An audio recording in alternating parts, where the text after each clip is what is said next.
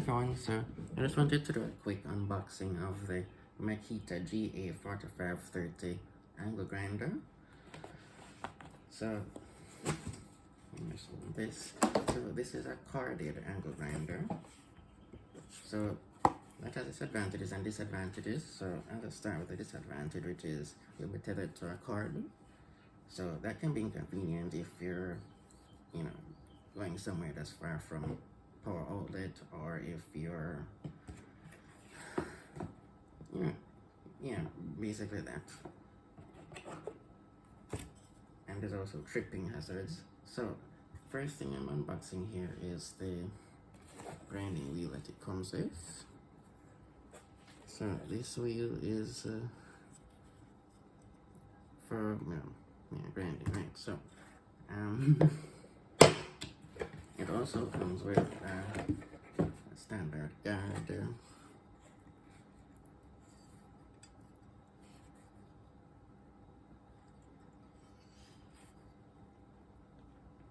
which you can just screw on to the grinder. That's needed to provide some degree of protection. You're still gonna need PPE, personal protective equipment, to protect eyes, nose, ears, body, etc. So the next item is this spanner tool, which helps you to remove or attach wheels to it, or it's more about tightening. And there's also this handle. You're gonna need this when you're holding the grinder. You're gonna hold it here, and you also need to hold the body of the grinder. And finally, the grinder itself.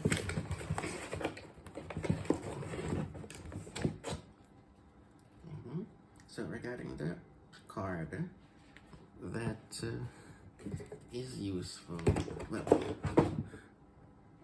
corded power tools tend to be simple and reliable compared to their cordless counterpart, or at least in terms of battery, because there's no battery to replace on this. So that's something that I always loved about corded power tools, and they're also cheaper than the cordless counterparts.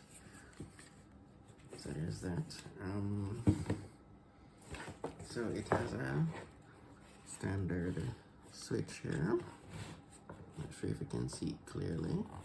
So there are three positions for the switch: off, and a position that you can hold so that it will turn on, and then when you release it, it turns itself back off. And then there's the permanently on position, or locked on. So yeah, this is where you attach wheels, and let me just show you the spanner again. You can attach it here, use it to tighten, or you can use it to loosen a wheel. Very useful if a wheel is stuck. And this works with 7 wheels that have a bore that is 7/8 of an inch in diameter. Also, it has a air outlet vent under here, and more air outlet vents over here. For airflow, it uses forced air induction to cool the motor, like most power tools do. And then there are the air inlet vents on either side. I noticed that they offer some degree of protection to reduce the amount of debris. It's not going to be very clear on camera, but these vents do appear to have some form of there's something behind them that helps to block debris from going straight into the motor. So air enters through here and there, and then passes through to cool the motor, and blows out through these vents. Right. So regarding this switch, if you use the second position or the middle position, you have to hold it in place, which isn't very convenient. But if you're concerned about safety, or maybe if you're just learning how to use it, and you're on the side of caution, if something happens, you can just release it and it will shut off. So that's helpful. I'm not saying that it's going to make it safe, but it does have a safety benefit. Right, so this model is 120 volts, or at least I have the 120 volt version of it. So it's just a standard 120 volt plug, and it also has a also common shaft locking button. So what you can do is you can press down that button.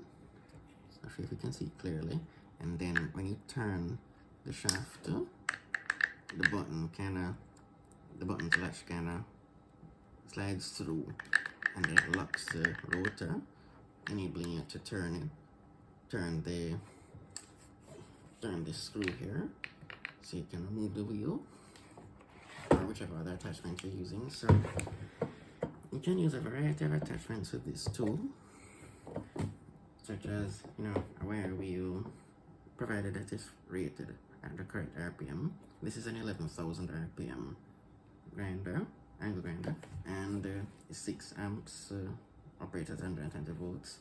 But just ensure that whichever attachment you're using, that is built to operate safely at 11,000 RPM. That's important. Otherwise, the attachment might shatter, and that's very hazardous.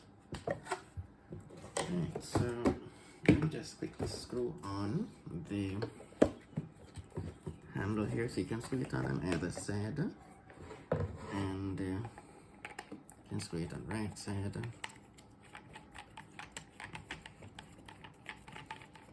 and hold it right like this, or you can screw it on the left side, right there. Right, so that pretty much sums it up. Thanks for watching.